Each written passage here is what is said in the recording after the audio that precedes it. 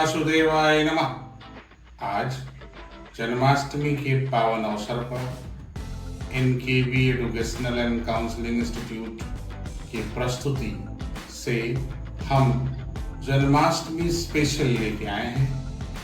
On this auspicious occasion of Janmashtami, NKV educational and counselling institute presents a special edition on Janmashtami. We Indians and across the world, हम भारतीय और विश्व के तमाम देशों में कृष्णा को अलग अलग रूपों से देखा गया है, दर्शाया गया है। From many dimensions across the globe, different people have perceived Lord Krishna differently. Some say or see Krishna as a divine child. भारतीयों में विशेष करके कृष्ण के बाल्यकाल को लेकर के उत्सुकता, प्रेम, श्रद्धा आज भी उतनी ही पाई जाती है संभवतः जितनी कृष्ण के जीवन काल में रही होगी। उनके एडल्ट सेशन को या एडल्ट पीरियड को भी, जिसमें उनका अनूठा प्रेम राधा से दर्शाया गया है, देखा गया है, जिसको पूरी दुनिया यूनिवर्सल लव की तरह देखती है। In the form of lord Krishna's love with Radha has been perceived as universal love across the globe. बहुत सारे बड़े बड़े संस्थान जैसे इस्कॉन, जैसे और भी गौड़िया मिशन, ऐसे बहुत सारे संस्थान हैं जो कृष्ण के उपदेशों, कृष्ण के जीवन के बहुयामी आयामों के ऊपर पूरे जगत में सेवा भाव से कार्यरत हैं। और कृष्ण की उपदेश, कृष्ण के तमाम स्वाभाविक गुणों, कृष्ण के जीवन के विभिन्न अंगों प्रसंगों के ऊपर पूरी दुनिया आज भी अपने अपनी तरह से देखती है, प्रेरित होती है और पूरी की पूरी मानवता आप कह सकते हैं उसका लाभ ले रही है। बहुत सारे विद्वान जिन्होंने लॉर्ड कृष्णा को उस रूप में भी देखा, many of the renowned philosophers and the wise people across the world, they have seen Lord Krishna in the form of Shrimad Bhagavad Gita. जब हम गीता की बात करते हैं तो हमें बहुत सारे तरह के हमारे दृश्य हमारे मन में, हमारे चक्षु में आते हैं। जैसे कि कुछ लोगों का ये मानना है कि भगवत गीता में अद्वैतिज्म, दैट मीन्स हम और ईश्वर अलग नहीं है, इस बात को प्रतिपादित किया गया है, इस बात को स्थापित किया गया है। सर्वप्रथम लॉर्ड कृष्णा के इस अनुभूति या इस कृति को हमारे समक्ष एक अलग रूप में प्रस्तुत करने का श्रेय आदि गुरु शंकराचार्य को जाता है, जिन्होंने महाभारत के भीष्म पर्व से इस अमृत, गीता रूपी अमृत को निकाला, एक संपूर्ण इसको अलग एक रूप दिया और इस अमृत का पान आज भी दुनिया अपने अपने भावनाओं के हिसाब से कर रही है। First of all, Adi Guru Shankaracharya extracted this holy Gita from the Bhishma episode of Mahabharata, one of the epic creation of ancient India. अब विभिन्न लोग भगवान कृष्ण को अपने अपने श्रद्धा के अनुसार देखते हैं, पूजते हैं, प्रेरित होते हैं, लेकिन एक सबसे अद्भुत बात है, उसके बहुत सारे प्रसंग गीता से भी लिए जा सकते हैं, बहुत सारे प्रसंग स्वयं लॉर्ड कृष्णा के जीवन के विभिन्न कृतियों, विभिन्न बिहेवियर से हम उठा सकते हैं, देख सकते हैं, ऑब्जर्व कर सकते हैं, अनुभूति कर सकते हैं। मेरा पर्सनली, मेरी अपनी जो राय है, मैं खुद मनोविज्ञान का विद्यार्थी रहा हूँ। मनोविज्ञान में मैंने PhD कंप्लीट की है लेकिन मेरा ये मानना है कि जैसे हम यूरोपियन शिक्षा पद्धति और यूरोपियन माध्यम से हम शिक्षित होने के कारण हमारी जो पास हमारी इंफॉर्मेशन से उसके अनुसार हम कहते हैं कि भाई मॉडर्न साइकोलॉजी के जनक, father of modern psychology is Sigmund Freud.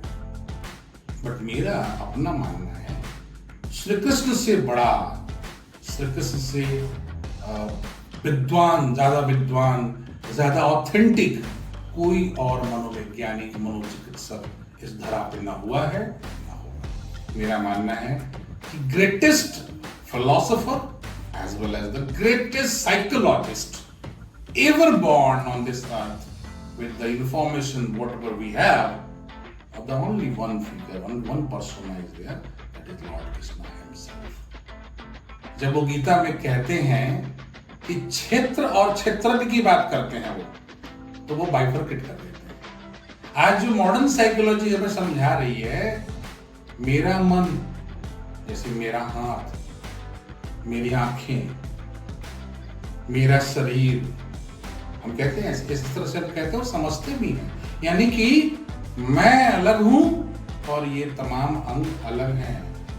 जब ऐसा हम नहीं कहते, मैं हाथ हूं, मैं चक्षु हूं, we can't say like that कि I am the eye, I am the lips, I am the finger। We say this is my finger, my eyes। That means the possessor who possesses this eye is something different। ये बात हजार साल पहले एक युद्ध क्षेत्र में भगवान श्री कृष्ण ने अर्जुन को समझाते हुए कहा है। क्षेत्र और क्षेत्रज्ञ की बात उन्होंने की है। क्षेत्र मीन्स रीजन, एरिया। उन्हें शरीर को एरिया बताया है और इसके भीतर विद्यमान चेतना, कॉन्शियसनेस को उन्होंने इसका मास्टर बताया है। इसके अलावा वो कहते हैं मन की बात कहते हैं, what we call in psychology mind. वो मन की प्रकृति की विवेचना करते हैं। In Gita lord Krishna elaborately explained about the nature of mind, whatever he has told in the epic, that is still universally true। What we believe today, we are all saying in a very modern way, we are realizing, we are saying, हम कह रहे हैं, हम समझ रहे हैं कि भाई आपकी ज्ञान इंद्रियां हैं। आज की मॉडर्न साइकोलॉजी भी कह रही है कि भाई आप कान से सुनते हैं, आँख से देखते हैं, जिह्वा से स्वाद लेते हैं, स्किन से स्पर्श का महत्व करते हैं। तो ये क्या है? ये वो चैनल्स हैं जिनके थ्रू आप रूबरू होते हैं, आप एनवायरमेंट से इंटरेक्शन करते हैं। ये मॉडर्न साइकोलॉजी कह रही है। और क्या कह रही है कि आप क्या देखते हैं, आप क्या स्वाद लेते हैं, आप क्या सुनते हैं, ये जा करके आपके मन को प्रभावित करता है। These are all the sayings of lord Krishna in Bhagavad Gita. खुद कहते हैं कि भाई आप ज्ञान इंद्रियों के माध्यम से जैसा ग्रहण करोगे, जिस तरह से परसीव करोगे, आपका मन वैसा ही बिहेव करेगा, वैसा ही उसके अंदर तरंगे उठेंगी, इमोशंस आएंगी। The modern psychology saying the same thing. It's just like he quoting the words of lord Krishna in Gita. जब वो वहां कहते हैं कि ये क्षेत्र है और आप क्षेत्रज्ञ हो, अब क्षेत्र का इस्तेमाल तो आपको करना है। This body is the hardware, the channels are there to communicate with the help of the other parts of the body। You are communicating, interacting every time, every day, every moment to the world। Modern psychology भी तो यही कह रही है कि आप क्या हो? आप अपने अनुभवों का कुल योग हो। Total whatever you have experienced till date, you are the totality of your experience। अब एक्सपीरियंस कैसे होते हैं, अनुभव कैसे होते हैं? मॉडर्न साइकोलॉजी भी यही कह रही है कि आप इंटरेक्ट करते हो। What we are doing, we are interacting, not only verbal, non-verbal also। आप कुछ देख रहे हैं, ऑब्जर्व कर रहे हैं, आपके पास पहले से स्टोर्ड इंफॉर्मेशंस हैं, वो आपको एक particular kind of impression generate कर रहे हैं। दैट्स योर इंटरेक्शन का result. and you are experiencing the same thing, whatever you're experiencing, your thinking system is getting affected. आप जैसा अनुभव करते हैं, आपकी सोचने की प्रणाली में उसका प्रभाव देखा जा सकता है। जैसे कि कोई व्यक्ति, कोई बच्चा, कोई नवयुवक आज के समय में अगर अपना ग्रेटर टाइम स्क्रीन पे व्यतीत करता है और कंटेंट उसमें वायलेंस देखता है, सिर्फ हिंसा देखता है, तो आहिस्ता आहिस्ता आहिस्ता आहिस्ता उसके स्वभाव में भी एग्रेशन देखने को मिलता है, एक वायलेंस देखने को मिलता है। अर्थात वो जो देख रहा है, एक इंद्रिया के माध्यम से जो वो ग्रहण कर रहा है, उसके दिमाग में जाकर, उसके माइंड में जाकर के वो उसी प्रकार के हार्मोन्स सेक्रेट करवा रहा है, उसी प्रकार के उसके अनुभव बन रहे हैं, और फिर आहिस्ता आहिस्ता उसी की बातों से प्रभावित होकर के उसके मन में उसी तरह की तरंग उठ रही है और उसके स्वभाव में वो चीज बाहर दिख रही है। ये बात तो भगवान कृष्ण ने गीता में तभी कह दिया जब वो एक जगह कहते हैं कि क्या फर्क था कौरव और पांडव में। जब संजय के माध्यम से अंधे धृतराष्ट्र संजय को कहते हैं कि भाई महाभारत के युद्ध में क्या हो रहा है, मेरे पुत्र और पांडव के पुत्र क्या कर रहे हैं। तो भगवान श्री कृष्ण यहाँ पे बड़ी बारीकी से समझाते हैं कि जब कोई ऐसा सोचना आरंभ कर देता है, मेरा, ये मेरा है, ये मेरा नहीं है, तो जब आप इस भाव से संसार को देखते हैं तो आप बहुत ही अपनी दृष्टिकोण को, अपने माइंडसेट को नैरो बनाते हैं, बिल्कुल संकीर्ण कर लेते हैं। तो धृतराष्ट्र ने किया, और धृतराष्ट्र अगर इतने संकीर्ण न होते तो संभवतः इस बड़े युद्ध को उस वक्त टाला जा सकता था, जिसकी कोशिश भगवान श्री कृष्ण ने की। भगवान श्री कृष्ण ने भरपूर कोशिश की कि इतना विनाशकारी युद्ध न हो, लेकिन उस वक्त के so called all the renowned personality like Bhishma Pitamah, like Vidur, like Dronacharya, Dhritarashtra, Gandhari, all these luminaries were present at that time, and in the presence of all of them, Lord Krishna conveyed the masses and asked for only the 5 villages for the Pandavas. But nobody responded positively. Why? Because everyone having their own view, and their views were very narrow, and whenever there is a narrow point of view, narrow mindset, there will be violence. Why there will be violence? With the narrow mindset, you cannot encompass the universal views. आप संकीर्ण विचारधारा से बिल्कुल एक universal perception को देख ही नहीं सकते, महसूस ही नहीं कर सकते। आप बहुत छोटे छोटे छोटे टुकड़ों में अपने आप को बांट लेते हैं और आप बिल्कुल संकीर्ण होकर के उसके आसपास अपना बिहेवियर स्टार्ट करते हैं। और आपके बिहेवियर में जब आप यूनिवर्सल रूल्स के, यूनिवर्सल नियम के, प्रकृति के खिलाफ नैरो होकर सोचेंगे तो आपका एक्शन और आपका रिएक्शन दोनों केवल वायलेंस ही पैदा करेगा। जिसकी व्याख्या लॉर्ड कृष्णा ने जीवन के और बहुत सारे आयामों से दी है। अब मैं सीधा चलता हूं कि मैंने क्यों कहा कि भगवान श्री कृष्ण से बड़ा मनोचिकित्सक इस धरा पे हुआ नहीं है। इसकी एक और मिसाल देता हूं आपसे। जब एक युद्ध की छाया मंडरा रही थी उनके छोटे साम्राज्य पर जरासंध के द्वारा, तो वो एक अच्छे कैलकुलेटिव इंसान भी थे, जिनको रियलिटी की पता भी थी कि भाई क्या है क्या नहीं है, क्या परमिटेशन कॉम्बिनेशन है। उन्होंने बड़े अच्छे से असेसमेंट किया कि उस वक्त उनके पास इतनी बड़ी सेना नहीं है जो जरासंध का मुकाबला कर सके, और उन्होंने अपना प्रदेश मथुरा वृंदावन छोड़कर बिल्कुल दूर, आप सोचिए मथुरा वृंदावन कहाँ है आज के उत्तर प्रदेश, आगरा और दिल्ली के पास, वो कहाँ जाते हैं? बिल्कुल पश्चिम भारत के एकदम आखिरी छोर पे, गुजरात के एकदम टिप पे, इसका नाम है द्वारका। तो द्वारका चले जाते हैं। उनके इस बिहेवियर को बहुत लोग अजीब दृष्टिकोण से उस समय भी देखे और उनके एक नाम दे दिया, रण छोड़, जो युद्ध छोड़ के भाग जाता है। अब देखिए, लोग आज भी परसीव करते हैं।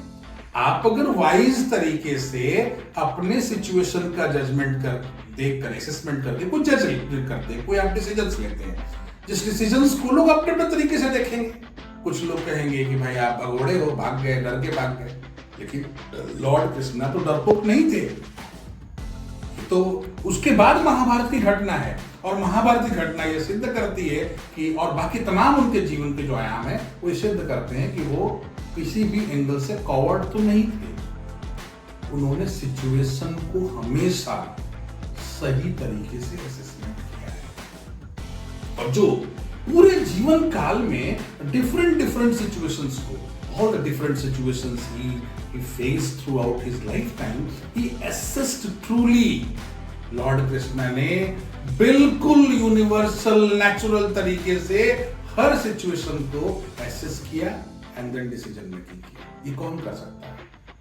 जिसको ह्यूमन साइकोलॉजी, मनो जो चिकित्सा है, मनो जो विज्ञान है, मनोविज्ञान का इतना संपूर्ण ज्ञान हो कि वो किसी भी सिचुएशन को गलत रीड न कर सके। उस समय की भाषा में हो सकता है, उस समय संस्कृत प्रचलन में था, उन्होंने शब्दों का प्रयोग किया संस्कृत, क्षेत्रज्ञ, लोग उन्हें कहे ब्रह्मज्ञानी। ये तो सब शब्द है ना। आज हम कहते हैं मनोचिकित्सक, आज हम कहते हैं दार्शनिक, फिलोसोफर, हम इस नाम से पुकारते हैं। कहते हैं वैज्ञानिक, अनुसंधान करता, ऐसे बहुत से आज हमारी भाषा अंग्रेजी है, हिंदी है, फ्रेंच है, जापानीज है, उनमें अलग अलग शब्दों का। बट अगर थोड़ा गहन अध्ययन करें, थोड़ा आप गहराई में जाएंगे तो आप पाएंगे कि जो उस वक्त हम ऋषि कहते थे वो आज के साइंटिस्ट थे, आज जिन्हें हम वैज्ञानिक कहते हैं। ब्रह्मज्ञानी तो आप कह सकते हैं बहुत बड़े दार्शनिक, बहुत बड़े मनोविज्ञान के ज्ञाता। तो भगवान श्री कृष्ण का पूरा जीवन आप देख सकते हैं इस प्रकार से, उनके जीवन का हर क्रियाकलाप उनके जीवन की, जिसमें आपको मनोविज्ञान की मिसाल मिलेगी। एक ऐसा मनोवैज्ञानिक दिखेगा जिनसे बड़ा मनोवैज्ञानिक आज तक धरातल पर कोई हुआ ही नहीं है। सिगमंड फ्रायड बहुत बड़े वो भी मनोवैज्ञान रहे हैं, लेकिन उनके दर्शन को, अगर उनके फिलॉसफी को हम देखें, उनको जो ह्यूमन साइकोलॉजी को देखने का डायमेंशन है वो यूनिडायमेंशनल है। उन्होंने हर क्रिया में एक तरह के काम वासना या वासना की बात करें, वासना मतलब आप सिर्फ सेक्सुअल डिजायर्स की बात नहीं कर सकते, any sort of desire is कामना। तो वो उस एंगल से ही ह्यूमन साइकोलॉजी को देखते हैं। और बाकी सब आयाम, बाकी सब जो इमोशनल आपके पल्स हैं, बाकी जो रॉ फीलिंग्स हैं, उसको तो बहुत सारे फीलिंग्स को छोड़ा है, पकड़ नहीं पाए अपने जीवन काल में। लेकिन भगवान श्री कृष्ण ऐसे नहीं है। वो बाल्यकाल में एक अलग रस का स्वाद करवाते हैं, जब वो यंग होते हैं तो एक अलग जो है कि रस का पान कराते हैं। Whenever we discuss about the childhood of Lord Krishna, there's a purity. There's a pure feelings of innocence. When we're discussing about the young days of Lord Krishna, that's full of passion, full of passion. Either is he is playing with the flute, he is playing with a lot of roles with the gopis, he having his own memories and good times with Radha, or whatever you can pick it up. Later on, he is the greatest Yodha. उतना ही है। उन्होंने कसम खाई थी कि हम महाभारत के युद्ध में वस्त्र नहीं चलाएंगे, लेकिन he has shown also human tendencies that जब उनको बाध्य किया जाता है तो एक टाइम पर वो रथ का पहिया उठा लेते हैं। अर्थात ये बतलाते हैं अपने स्वभाव से कि ह्यूमन जो है उसके अंदर क्षमता बहुत है, पेशेंस बहुत अच्छा है, कभी पेशेंस टूट जाता है। It's a beautiful expression, beautiful exhibition of human tendencies. Then comes the purest form of gift, contribution to the entire humanity, and that is Gita. That is Gita. In Gita, in every slokas, he described the true nature of human mind, how it acts, why it acts in a particular way, why we feel different emotions at different times. You know, Gita की शुरुआत कैसे होती है? When Arjuna had given up, I will not fight. मैं युद्ध नहीं करूंगा, ये मेरे स्वजन हैं। ये हमारी मानव का जो मन है, माइंड है, उसका कितना सुंदर उदाहरण है। वही बड़े बुजुर्ग, वही ताऊ, वही चाचा, वही दादू सब मिल के उनको निष्कासित कर दिए। इतने वर्षों के बाद वो आए, उनका हक नहीं दिया जा रहा है। लेकिन एक पॉइंट ऑफ टाइम पे जब युद्ध करने की बात आती है तो माइंड कैसे कह रहा है ये मेरे अपने हैं, भाई मैं तो अपने को नहीं मानूंगा, मुझे नहीं चाहिए। वैराग्य की उत्पत्ति होती है। Kind of repulsion from the materialistic achievement. वो कहते हैं अर्जुना कि मैं क्या करूंगा युद्ध लड़के, मैं जीत के भी क्या करूंगा। वो इसलिए कहते हैं perfect exhibition when human mind gets confused how it behaves. Isn't Gita? And फिर लॉर्ड कृष्ण कैसे ट्रीट करते हैं? अद्भुत। आज हम सब साइकोलॉजिस्ट के लिए, थेरेपिस्ट के लिए इससे बड़ा इंस्पिरेशन, इससे बड़ा लेसन नहीं हो सकता। हम आज भी क्या करते हैं? हम रैपो बिल्डअप करते हैं। When the patient comes for counseling therapy, what we do in the first session, we build rapport. Rapport what? Rapport building is important. Why? Because of the patient must have faith on you. He or she should surrender. जब तक विश्वास नहीं आएगा, जो आपके पास आए हैं आपकी सेवा प्राप्त करने के लिए काउंसलिंग एंड थेरेपी, वो तो सरेंडर ही नहीं करेंगे, वो तो अपना हार्ट, अपने हृदय को खोलेंगे ही नहीं। और जब हृदय खोल के बात ही नहीं करेंगे तो काउंसलिंग असंभव है। ये हम आज मॉडर्न मनोविज्ञान में भी पढ़ रहे हैं। यही बात तो वहां भी उद्धृत की गई है। जब confused arjuna surrendered himself at the feet of Lord Krishna, मैं युद्ध नहीं करूंगा, That's a complete surrender. Here after the rapport building up, a peasant surrendered himself, herself in front of a council, in front of therapist. Bared up all the things, when it triggered, how it triggered, what he is thinking, what she is thinking, everything about the entire things. And then only a good counselor, an effective counselor, an effective therapist start first of all tracing down, diagnosing what has happened, which incident has triggered. The Lord Krishna is doing the same thing in the battlefield of Mahabharata. वो assess कर लेते हैं अर्जुना को और फिर उनका treatment कैसे start होता है। वो कहते हैं, हे कुंती पुत्र, मुझे विश्वास नहीं हो रहा कि तुम वही अर्जुन हो जिसने मछली की आंख में तीर मारी। तुम वही अर्जुन हो जो विश्व का सर्वश्रेष्ठ धनुर्धर बना। What he did at that time, Lord Krishna started to make Arjuna visualize all of his achievements, all of his greatest moments in the life. To come out from the depression, to come out from the negative vicious cycle of thinking or of thoughts. क्यों क्या करते हैं भगवान कृष्ण? भगवान कृष्ण उन्हें ये नहीं कहते, अरे अर्जुन हो आप तो बिल्कुल सही, ऐसा नहीं वो कहते हैं। वो शुरुआत ही करते हैं अर्जुना के विभिन्न जो उनके जीवन के उपलब्धियों के परम क्षण रहे हैं उनको याद दिलाते हैं, बताते हैं, और वहां से उनको नेगेटिविटी से निकालकर पॉजिटिविटी की तरफ मोड़ने का काम शुरू होता है। What we do today, we do the same thing with the patient.